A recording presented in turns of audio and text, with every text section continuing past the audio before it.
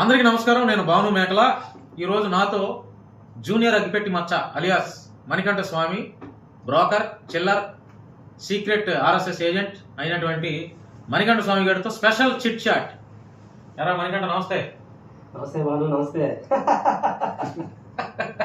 ఎరా ఏంట్రా నిన్ను బాగానే పలకరించా కదరా. సంవత్సరం కింద మంచి ఇంటర్వ్యూ చేశాను, చక్కగా నీకు అన్నం పెట్టాను. ఏంటి నా మీద పడ్డావేంట్రా? మరి ఏం చేస్తాం భాను, నిన్ను బ్యాట్ చేయాలి. క్రైస్తవ పాస్టర్ నా టార్గెట్, క్రైస్తవాన్ని భ్రష్టు పట్టించాలి. ఓకే, అందుకే నిన్ను టార్గెట్ చేస్తున్నాను నేను. మరి నేను పాస్టర్ కాదు కదరా. నువ్వు క్రైస్తవ పాస్టర్ మీద పడ్డావు, క్రైస్తవాన్ని భ్రష్టు పట్టించాలంటే అనుకోవచ్చు. నేను పాస్టర్ కాదు కదా. నువ్వు ఎక్కువ మరి క్రిస్టియన్ సపోర్ట్ చేస్తున్నావు, మంచి పనులు చేస్తున్నావు, సమాజంలో నీకు మంచి పేరు వస్తుంది. దాన్ని ఎలాగే నేను తప్పాలి, అందుకే నా ప్రయత్నం. ఓరి బడిద్దాయి, ఎంత టార్గెట్ చేసావరా. అరే అన్నం పెట్టాను కదరా నీకు సంవత్సరం కింద మన శశి ఛానల్లో. అప్పుడు నేను జర్నలిస్ట్ గా చేస్తున్నప్పుడు శశి టీవీలో నేను చక్కగా గౌరవం చేసుకుని అయ్యగారు అని చక్కగా మాట్లాడే కదా. ఎందుకు మన ఇద్దరి మధ్య జరిగితేనే కదా గొడవ పడతానికి. ఏం జరగకపోయినా ఎందుకు నువ్వు? నేను అన్నం పెట్టినోనే మోసం చేస్తాను భాను. ఇప్పుడు నేను బైబిల్ నమ్మకం ఎన్ని చేస్తున్నా, క్రైస్తవులు నాకు ఎంత చేస్తున్నా, నేను ఏం చేస్తున్నా, వాళ్ళకే వెన్నుపోటు. నా గుణమే వెన్నుపోటు. నేను ఎవరు నమ్మను. మిమ్మల్ని మోసం చేయడం, క్రిస్టియన్లు మోసం చేయడం నా టార్గెట్. అంతే అంతే. అది ఎక్కడ నేర్చుకున్నావు ఇదంతా ట్రైనింగ్?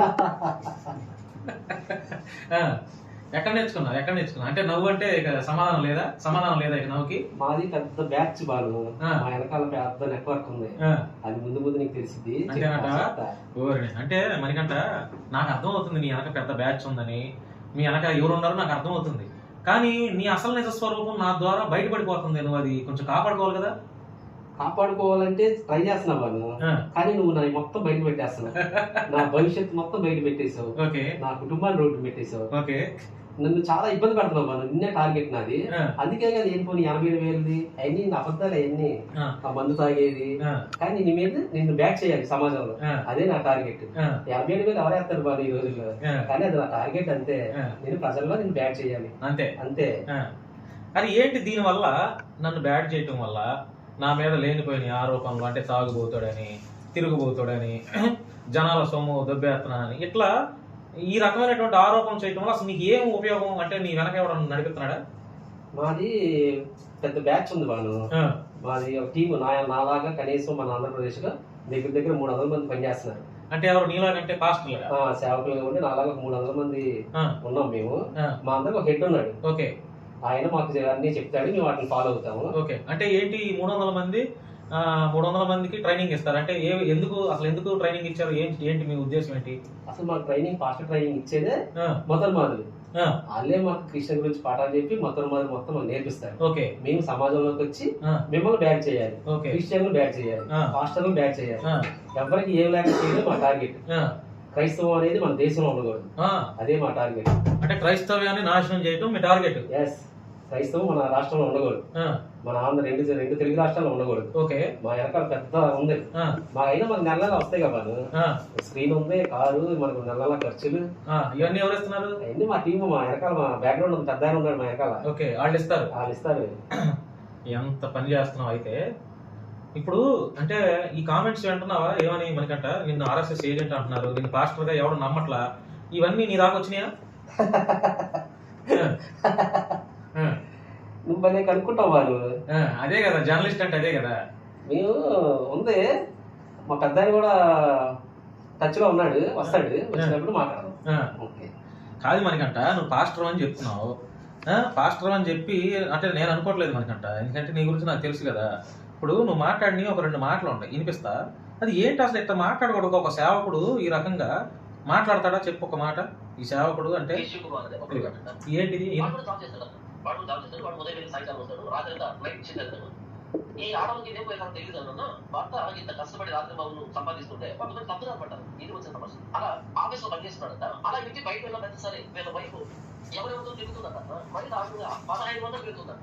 మరి దాంట్లో 1500. మనకంటే నిజంగా చెప్పు, నువ్వు గంజాయి మాట్లాడి వీడియో చేసావు కదా? అంటే ఆ రోజు మా వెనకాల టీమ్ మీటింగ్ పెట్టుకున్నాం బాను. ఓకే, అందరం వచ్చాము. వచ్చి ఇంకా సరదాగా ఇంకా వేసి ఆ మందు గంజాయి అన్ని తాగి ఆ మాటలు అనుమన్నారు అనేసాను బాను. అంతే బాను.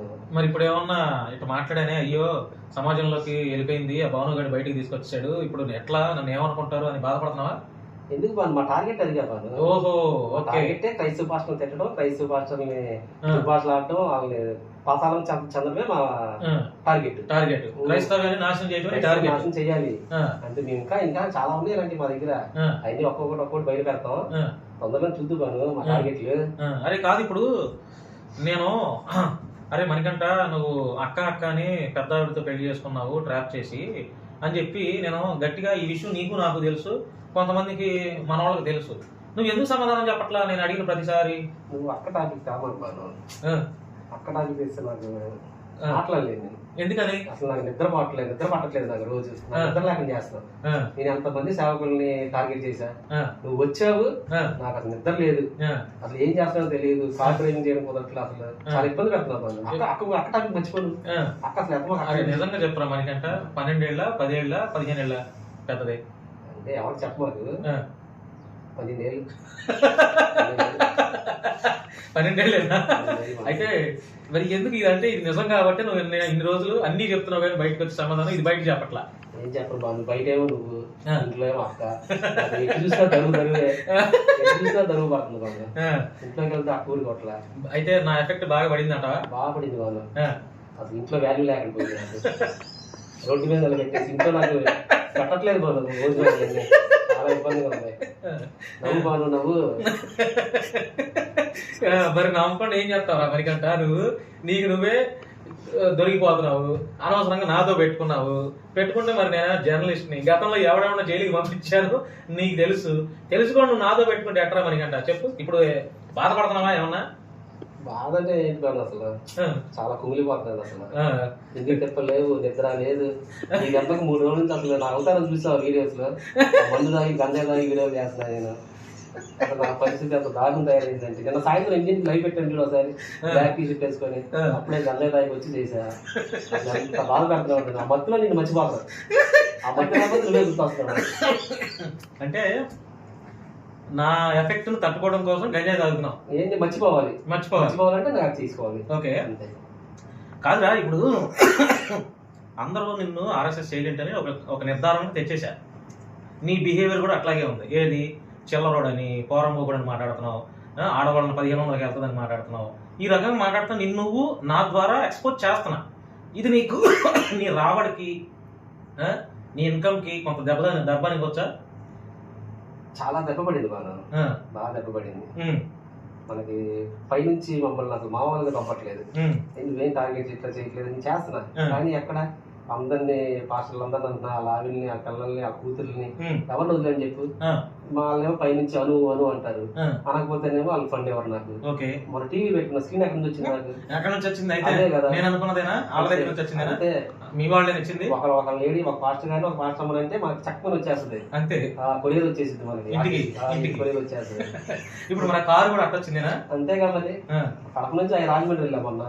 డీజిల్ చక్కని ఫోన్ పే చేస్తారు. పెట్రోల్ బంక్ లో ఉండడం వాళ్ళు చెప్తే ఫోన్ పే చేసేస్తారు. మొత్తం మెయింటెనెన్స్ అంతా మన రాలే.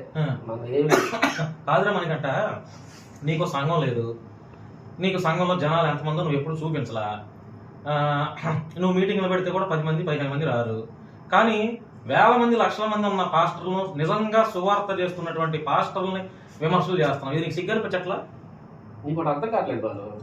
మనం కొడితే కుంభస్థలాలే కొట్టాలి. ఓకే, 10 మంది 20 మందిని కొడితే ఏమొచ్చింది? 1,00,000 మంది సంఘంలో, ఆ సంఘంలోనే మనం చెయ్యాలి. కొత్త చేస్తేనే అది రాష్ట్రం అంతా తెలిసింది. మన చిన్న పిల్లలు కొట్టకూడదు, కొడితే పెద్దదాన్నే కొట్టాలి. అది ట్రై చేసా గానీ నువ్వు ఎక్కడ యాగనేస్తున్నావు నన్ను? ఒకటే దొబ్బుడు నాకు. అసలు ఆయన టార్గెట్ చేసాను, వచ్చేసావు మధ్యలో. రాను మధ్యలోకి వచ్చి మొత్తం క్లియర్ చేసేసి ఆడియోలు పెట్టేశావు. ఇప్పుడు మొత్తం పోయింది, మా ప్లానింగ్ అంతా పోయింది. ఏం చేయాలి చెప్పు? అదే పైన నన్ను దొబ్బుతున్నారు. వాళ్ళు ఉండదో తెలియట్లేదు. నీ పదం ఉంటుందో లేదో కూడా తెలియదా? ఇప్పుడు ఆడు పక్కన శివప్రసాద్ గారు ఒకటి తిరుగుతున్నాడు కదా, మీరంతా ఒకటే బ్యాచ్? ఫోన్ వస్తుందిరా, ఎవరో ఫోన్ వస్తుంది చూడు, మాట్లాడు. హలో, జై శ్రీరామ్ బాస్. ఏం చేస్తున్నావు? వాడు నా మీద వీడియో చేస్తుంటే బాలు గారు ఏం చేస్తున్నావు? నువ్వు చిల్లర జరుగుతారు పడేస్తానన్నాగా ఏం చేస్తున్నావు? చూస్తున్నారు కదా బాస్, నేను అన్ని ప్రయత్నాలు చేస్తున్నాను. ఎవరిని అనాలి వాళ్ళని అంటున్నాను, అన్ని చేస్తున్నా కానీ మనకి ఎక్కడ వీళ్ళందరూ, ఈ జర్నలిస్ట్ బాను వీళ్ళందరూ మనకి అగనెస్ట్ తయారైపోయి మన పొట్టలన్నీ వాళ్ళు తిప్పేస్తున్నారు. ఎంత ట్రై చేస్తున్నాను చూసారు కదా బాస్. ఈ పాస్టర్ల గురించి ఇట్లాంటి వాళ్ళ గురించి క్రైస్తవులతో ఎవరు పోరాడుతున్నారు వాళ్ళందరినీ రోడ్డు మీదకి ఎచ్చమని చిల్లర పంపిస్తాను నాక. పంపిస్తున్నాను నువ్వేం చేస్తున్నావు? పంపిస్తున్నాను, ట్రై చేస్తున్నాను బాస్.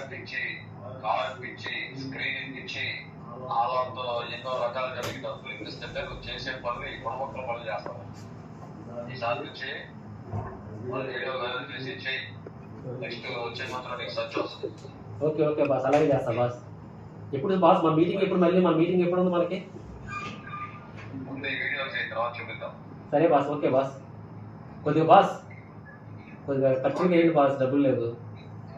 సంచి పంపిస్తాను. పంపించు బాస్. చిల్లర పనులు చేస్తున్నావు, చిల్లరగా అయిపోయావు. ఏం చేస్తాం బాస్, పంపించినా చిల్లర పనులు చేస్తానే ఉన్నాం. కొద్దిగా చేయండి బాస్, మీకోసమే కదా మేము ఏం చేసినా. మీ అడుగుజాల్లో నడమే మాది. ఇక అందరు గట్టిగా వీడియో చేయి. లేనిపోయి అన్నీ చెప్పాయి. తాగుపోతాడని ఏది పడితే అది చెప్తా ఉండు. నన్ను తాగుపోతాడు, నా కుటుంబాన్ని రోడ్డు మీద నిలబెట్టాడు బాస్. నా పిల్లలు అందరూ రోడ్డు మీదకి వచ్చేసాం బాస్. మీరు బాగానే ఉన్నారు అన్నీ చెప్తారు, నా పరిస్థితి ఏంటి బాస్? నేను రోడ్డు మీదకి వచ్చేసి నా భార్య ఇంటికెళ్తే కొడుతుంది, ఇటేమో రోడ్డు మీద కొడుతున్నారు. ఎక్కడికి వెళ్ళాలి బాస్ నేను? ఇవన్నీ తెలిసాక ఈ దారిలోకి వచ్చి తీసుకునేటప్పుడు తెలియట్లేదు అలా ఇచ్చా. సరే సరే బాస్, ఉంటా బాస్. లైవ్లో ఉన్నా, ఉంటా బాస్. అంటే ఇది నాకు తెలిసి కరుణాకర్ వాయిస్ లాగా ఉంది మనకంట, నిజమేనా? ఇది ఒక నవ్వు నవ్వుతావు, అడిగిన దానికి సమాధానాలు చెప్పరు. చూడు నాకు దగ్గు కూడా వస్తుంది, కొంచెం వాటర్. అడిగిన దానికి సమాధానాలు చెప్పవు, వెహికల్ నవ్వు నవ్వుతావు. ఉండు ఒక గ్లాస్ మంచినీళ్ళు తాగుతా. అంటే ఇప్పుడు మీ బాసేగా కరుణాకరేనా ఫోన్ చేసింది? నా నవ్వుకి అదే అర్థం. నేను నవ్వానంటే అదే, మన దగ్గర ఆన్సర్ లేనప్పుడే నవ్వుతాం బాగా, అంతే. నేనేమైనా తప్పించుకోవాలనుకో ఒక నవ్వు నవ్వుతా, అంతే అంతే. కాదు మనకంట, ఇప్పుడు బైబిల్లో తనకంటే పెద్దవాళ్ళని పెళ్లి చేసుకోకూడదు, అందులోనూ అక్క అక్క అంటూ పెళ్లి చేసుకోకూడదని ఉందంట. అంటే ఇట్లాంటివి ఉండవు బైబిల్లో. తనకంటే పెద్దదాన్ని లేదంటే ఇట్లా అక్క అక్క అని ఇది బైబిల్ ఎక్కడ లేదు. నువ్వు మరి బైబిల్ వ్యతిరేకం కదా, నువ్వు అర్హుడు కాదు కదా నువ్వు పాస్టర్ అప్పుడు. అది ఏమైందంటే ఒకనొక టైంలో అలా జరిగిపోయింది. అంటే వర్షం కురిసిన రాత్రి ఇంకా అక్క ఇంకా ఎన్ని గతం అయిపోయింది. ఇంకా కాదు మనకంట ఇక్కడ ఇప్పుడు మాత్రం నువ్వు నవ్వద్దు, నువ్వు నిజంగా చెప్పురా. అక్క అక్కని ట్రాప్ చేసి పెళ్లి చేసుకోవటం అసలు నిజంగా ఎంతవరకు కరెక్టరా చెప్పు. అది ఇది ఇట్లా నవ్వితే ఇక అందరికి అర్థమైపోతుంది, జనాలందరికీ అర్థమైపోతుంది, అందరికి అర్థమవుతుంది. కాదురా ఇప్పుడు నేను నా గురించి చెప్తున్నాను మనకంట, నిన్ను నిజంగా గుడ్డలకు తీసి ఈ మొహం మీద పెట్టి మీద కొట్టాలని ఉందా? ఎందుకో తెలుసా? అరే క్రైస్తవ్యం నాశనం అవుతుంది, నాశనం చేస్తున్నారు, మతం మాదులు కుట్రలు చేస్తున్నారు, క్రైస్తవులు బాగా ఇబ్బందులు పడుతున్నారు, వారిపైన దాడులు జరుగుతున్నాయి, సంఘాలు కూల్చేస్తున్నారు, చర్చిలు కూల్చేస్తున్నారు. ఇంత జరుగుతున్నా మాట్లాడేవాళ్ళు లేకపోతే ఏదో ఇవన్నీ చూసి తట్టుకోలేక నా హృదయం బాగా ఇబ్బంది పడి నేను స్పందించి మాట్లాడుతుంటే నువ్వు స్పందించకపోగా తిరిగి నా పైన కుట్రలు చేయటం ఏంటరా చెప్పు. నీకు ఒకటి అర్థం కావట్లేదు బాను, అసలు నా టార్గెట్ ఏంటిది? మా టార్గెట్ ఏంటి? క్రైస్తవులు గుడ్లు కోల్చాలి, క్రైస్తవులు ఇబ్బంది పడాలి, అదే కదా మా పని. మరి ఆ పని కట్టొస్తుంది ఎవరు? నువ్వే. ఎక్కడ కూలిస్తే అక్కడికి వెళ్ళిపోతున్నావు, ఎక్కడ చర్చికి కూలిస్తే ఆ గుండెకి వెళ్ళిపోయావు, అన్ని ఊర్లకి వెళ్ళిపోతున్నావు, అక్కడ అడ్డుకుంటున్నావు. మరి మా టార్గెట్ నువ్వు మేము చేసేది, మేము అనుకుని నడిపించేది అది. అరే అంత మాత్రాన ఇప్పుడు అన్యాయం జరిగిందనే కదరా మనకంట నేను పోయి మాట్లాడుతున్నా. అంత మాత్రాన తాగుబోతాడని తిరుగుబోతాడని ఇట్లా లేనిపోయి ఎంతవరకు కరెక్ట్ రా చెప్పు. మరి అలా చేస్తేనే ప్రజల్లోకి అలా ముద్ర పంపించాలి మనం, పంపిస్తేనే తగ్గుతారు, లేదంటే తగ్గరు. ఏదో ఒక అనాలి. నన్ను నేను ఫైన్ చేసుకోవాలంటే ఏం చేయాలి? ఎదుటి డామినేట్ చేయాలి. అంటే నీ ఎదుగుదల కోసం నా ఎదుగుదలను తొక్కేయాలి. అబ్బో ఇలా ఎంతమంది అనుకుంటున్నావు? 15 సంవత్సరాలు తొక్కి మనం ఈ స్టేజ్ లో ఉన్నాం. మామూలు అనుకున్నా ఏంటి? పెద్ద పెద్దవాళ్ళందరూ అయిపోయారు నీ దగ్గరే. మరి పెద్ద పెద్దవాళ్ళందరూ అయిపోయినప్పుడు నన్ను ఎందుకని తట్టుకోలేకపోతున్నావు? అదే అర్థం కావట్లేదు అసలు. ఏంటో నిన్ను అర్థం చేసుకోలేకపోతున్నా నేను. నా అన్ని బయట పెట్టేశాను. అంటే నీకు అక్కడ అర్థం అవట్లేదా? మనం నిజాయితీగా పనిచేస్తున్నాం, నిజాయితీగా సమాజం కోసం పనిచేస్తున్నావు కాబట్టి నువ్వు నన్ను తట్టుకోలేకపోతున్నావు. చెప్పు. అదే నాకు 2-3 అన్నారులే నాతో కూడా. ఏమని? అరే ఎందుకురా మనోడి జోలికి వెళ్తావు, మంచి పనులు చేస్తాడు కదా, ఎందుకు అలా చేస్తున్నావు నువ్వు అన్నా. మాకేమో ఇటు పై నుంచి దొప్పుడు ఏం చేస్తాం, చిల్లర తీసుకుంటున్నావు, తీసుకున్న దాన్ని న్యాయం చేయాలి. ఈ కామెంట్ లో ఒకటే దొబ్బుతున్నారు, ఏం చేయను. అరే ఇప్పుడు సెకండ్ ఎపిసోడ్ కూడా చేస్తారా? సెకండ్ ఎపిసోడ్ కూడా చేస్తా. ఇది ఫస్ట్ ఎపిసోడ్. మరలా నీతో చాలా మాట్లాడి నిన్ను పెట నీ డెప్ప మీద కొట్టి నిన్ను గుండు దిగి చేసే పనులు చాలా ఉన్నాయి. ఈ ఎపిసోడ్ చాలు. ఓకే. రెండో ఎపిసోడ్ లో ఇంకా చాలా ఉన్నాయి. నువ్వు ఎక్కడ పోయినా దొరుకుతావురా నువ్వు మణికంఠ. నీ గడ్డం ఇదిగో, ఈ గడ్డం ఉంది చూసావా, గడ్డం మేసాలు ఈ గుండు మొత్తం ఒక బెగ్గర నా కొడుకులా చేయకపోతే చూస్తా ఉంటున్నావు. ఇది ఫస్ట్ ఎపిసోడ్. సెకండ్ ఎపిసోడ్ కూడా ఉంది. ఈ వీడియో చూసిన తర్వాత మీ అభిప్రాయం ఈ చిల్లర నా కొడుకు పైన ఏమనుకుంటున్నారో, ఈ పోరంబోకు నా కొడుకు పైన ఏమనుకుంటున్నారో మీరు కామెంట్లు పెట్టండి. ఈ మణికంఠ గాడు పాస్టర్ గా ఉండి క్రైస్తవుని ఎలా డ్యామేజ్ చేస్తున్నాడో కథలుగా ఎపిసోడ్లుగా మీ అందరికి తెలియజేస్తా. ఇది చూసిన తర్వాత మీరు ఏమనుకుంటున్నారో కామెంట్ పెట్టండి. Thank you.